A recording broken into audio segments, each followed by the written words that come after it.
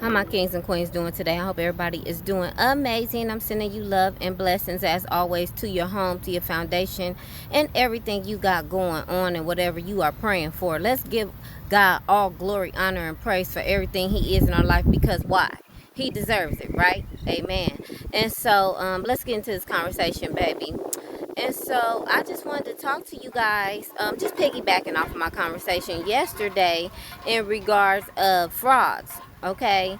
And so, I wanted to give you a little background about me, because a lot of people don't know. I guess that can wanted to make its appearance. But anyway, I wanted to give you a little background about me, because I don't really talk about, what I went through in my past. I don't get into detail, but it's just time to, speak about what I had to go through and see if it can help one of you guys that may be going through some situations or whatever the case may be. So I wanted to talk to you in regards of, manipulation and the masking and the frauds that you're going to deal with on a regular basis. So I was married to someone, and straight out the gate, from day one, it was just some arguments. I noticed some behaviors that I wasn't really feeling, but because I cared about that person, I wanted to extend out an olive branch and not be judgmental. Well, 9 years later, I ended up regretting making that decision, because I ended up being married to yet another narcissist. And I'll give you the background about how I became connected with so many narcissists over the years. My mama was a narcissist, my dad was a narcissist, or my play daddy, I should say. And then, just family members were narcissists, but I didn't know what a narcissist actually was. I didn't recognize what a narcissist was until I was married to my second husband, which I'm talking about. And so, I seen that there was some issues straight out the beginning of the relationship, but because I felt like I had this God complex, I felt like I could help in some type of way. I felt like I could change, the dynamic of it. I wanted to, extend out my olive branch to see if there was something that I could do. But I noticed, that he had some childhood wounds from, what I gather over the years. It comes from his mama, partially from his dad, or whatever the case may be, in hindsight. But what I did was I sat here and I really tried to do everything I could to try to make this person very happy and comfortable and let him know that he was loved by me. But I soon found out that, there was nothing that I could possibly do to make this person happy. When I tell you I overextended myself, I went above and beyond. Even when I found out that he had been talking to other women, even when I found out, that he was, just stepping out and being disrespectful. Even when I found out that, that he was actually just not as loyal as I was, I still overextended myself. I mean, I went so far as to make him happy on his birthday. I went so far as to get him whatever he wanted around the house, just to make sure, made sure he looked nice, made sure his hair was done, made sure that he was just so comfortable, and he never deserved it. He never deserved it. And that's the reason why I'm mentioning this, because I overextended it, because I seen, and this is what I told myself, this is a king, and he has potential, and I'm going to help him get to that point where he's going to become a king or whatever, and he's going to understand that this is a safe place. So I overextended myself, and he never deserved it. Like, legit, there was so many red flags. Like I said, from the beginning, there was addictive behaviors. There was so much disrespect. And, even it got to the point where now he was starting to project and try to disrespect me and try to mess with my self-esteem self-esteem, by using comparison to other women, to his exes, by trying to sit up here and try to attack the way that I looked or whatever. But what he didn't understand is he didn't understand that I didn't have low self-esteem. He didn't understand that I was still gonna be confident. So when he seen my confidence, it was a threat, because his primary goal was to try to attack my confidence, and I just wouldn't back down.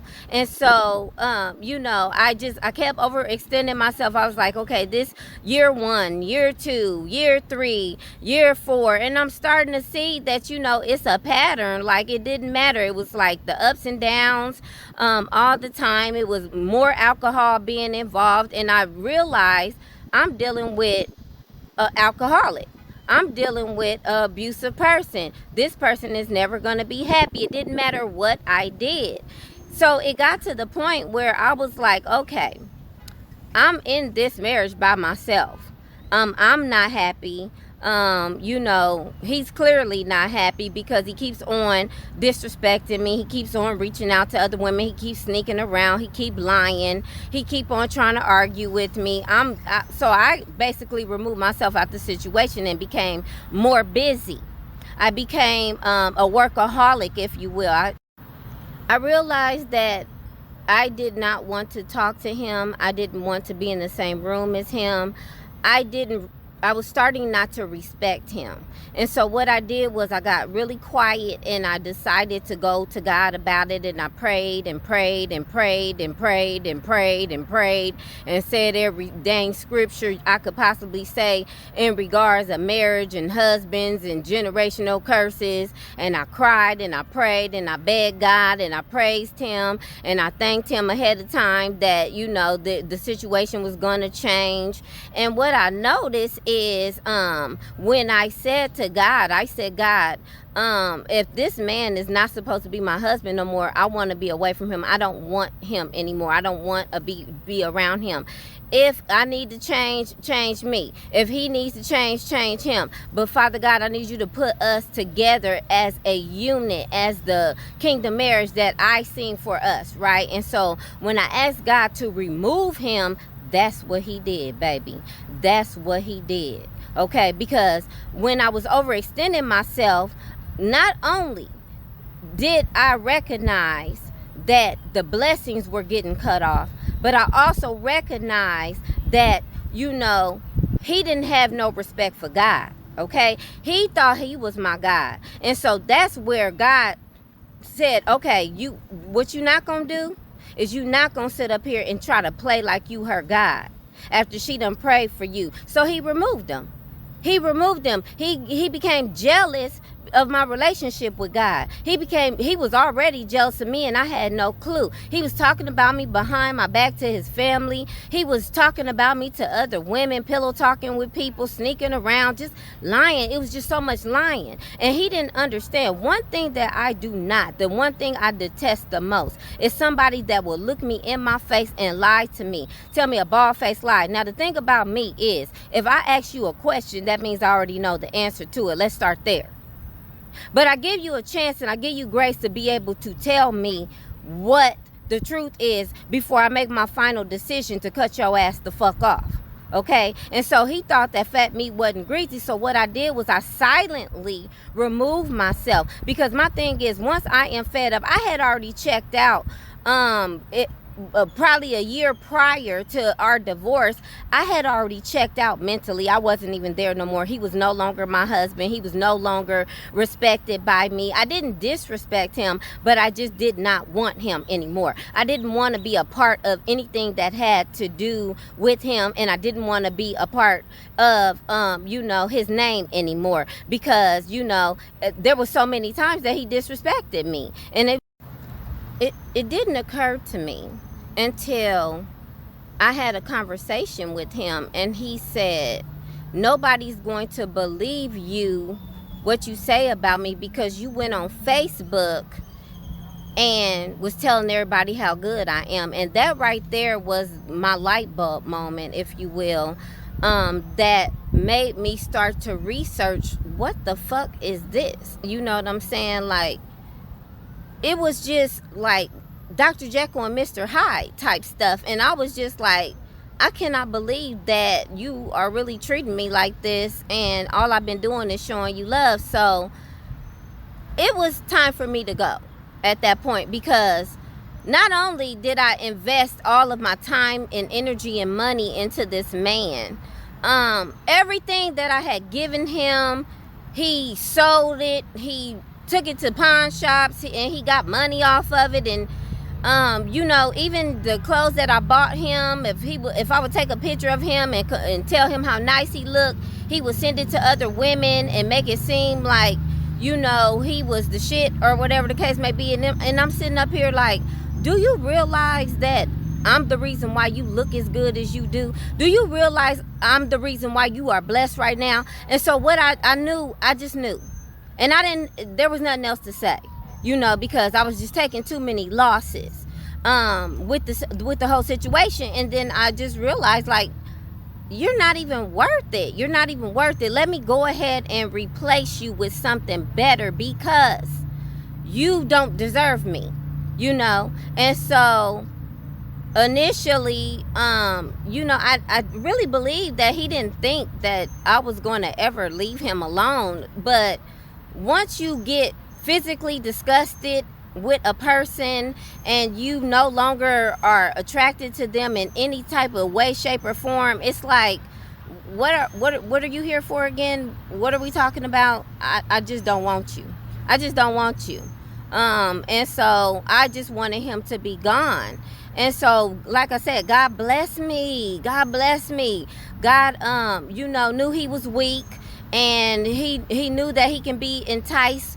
And he knew that he had addictions, and so he put something in front of him so I could have my way to get out, if you will, so I could run, so I could get away from that toxic situation and start rebuilding myself and my foundation again in the Lord. And so I'm so very grateful. And so if you go through a situation like that, where somebody is manipulating the situation and trying to mess with your self-esteem, and your money getting cut off and doors are getting closed on you, or whatever the case may be, that is your time. Yeah, that's your time to go. Now, plot twist. What people don't understand about a man of God or a woman of God, if they are married to you and they treat you bad, they have now cut off their blessing, okay? So when he went ahead and went on about his business with whatever and did whatever, I was happy, I was grateful, I was peaceful, I was, you know, very happy that I listened to God when God said go. And so what he didn't understand, though, is I was the blessing. I was the reason why we were being blessed. I was the one who was covering him and protecting him from his previous karma, and from the karma that he was going to get if he ever came and crossed me the wrong way. He didn't know that part, though. He didn't know that part, okay?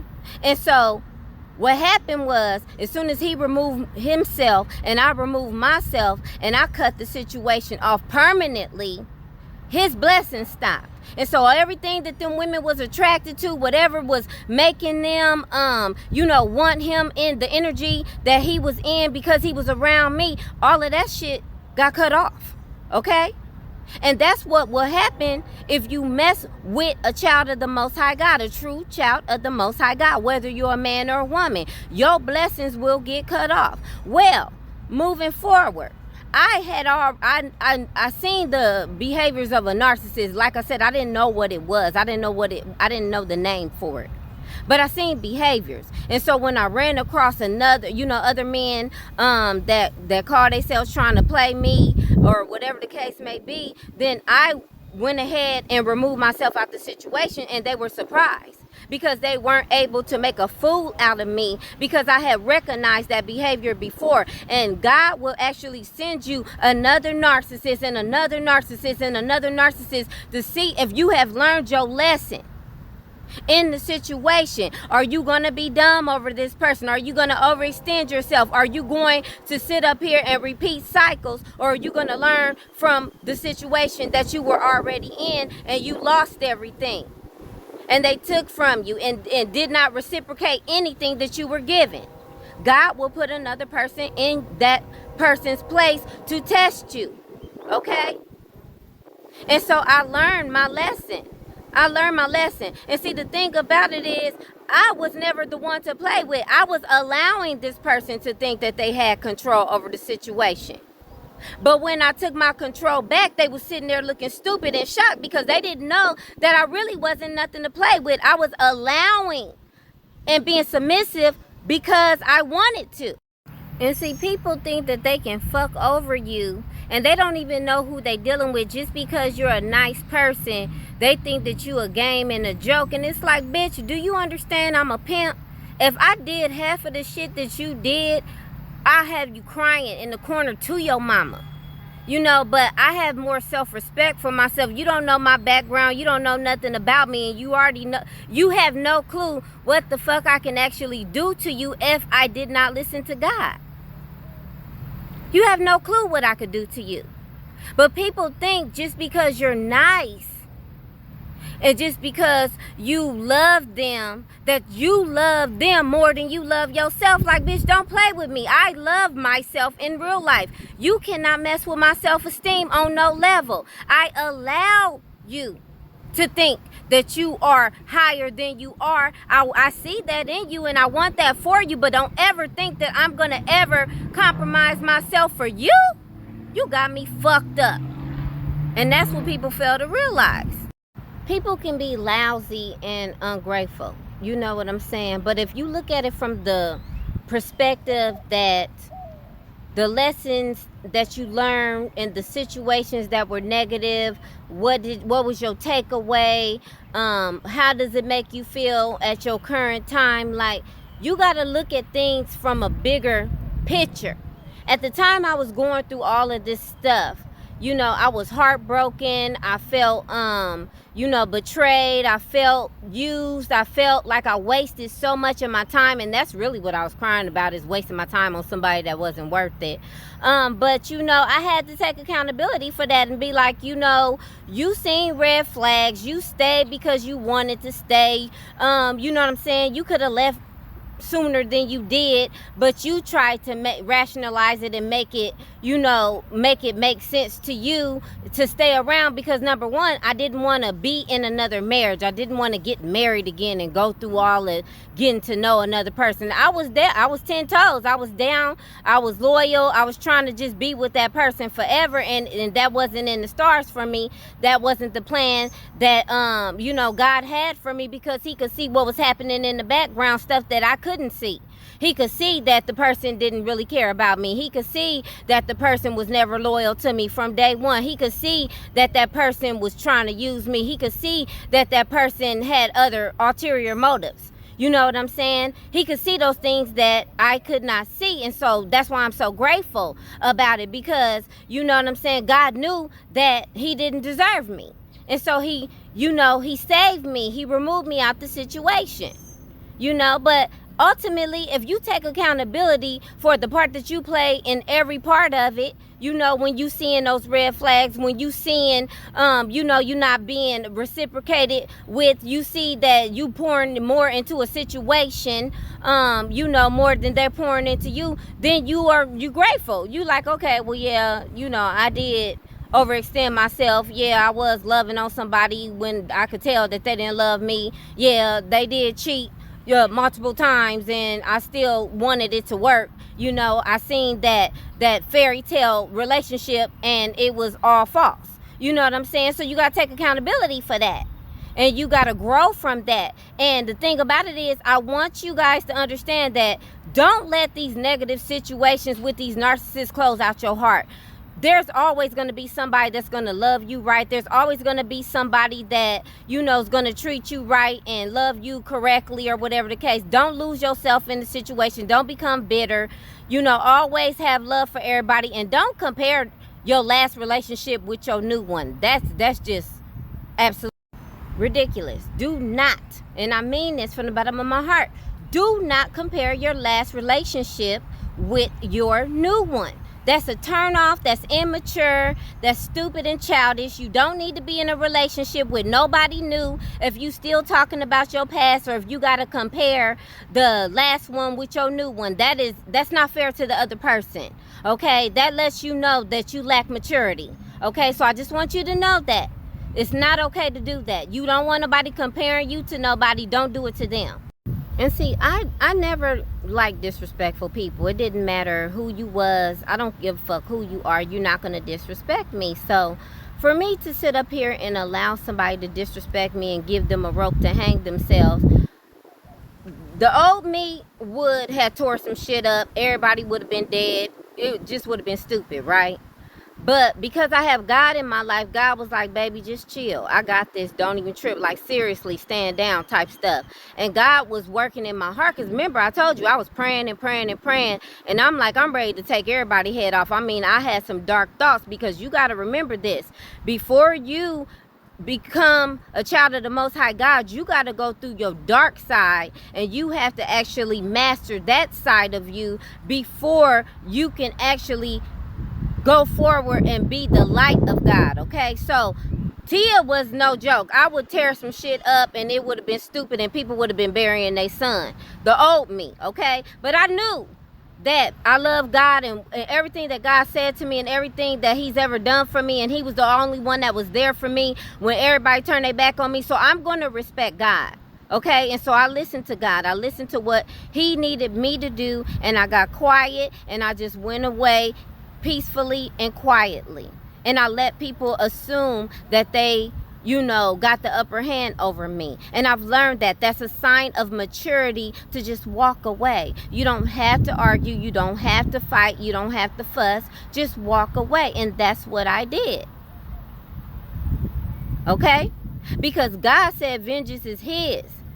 And so there's no reason for us to try to take matters into our own hands. We need to trust in the Lord with all our hearts. And so that's what I did. And now I come out victorious because I was obedient to the Lord. Okay? And so this is what I want you guys to learn. I want you to learn that you don't have to fight your own battles. God gonna take care of everybody in his divine timing. I love you so much, Kings and Queens. I'll talk to you soon.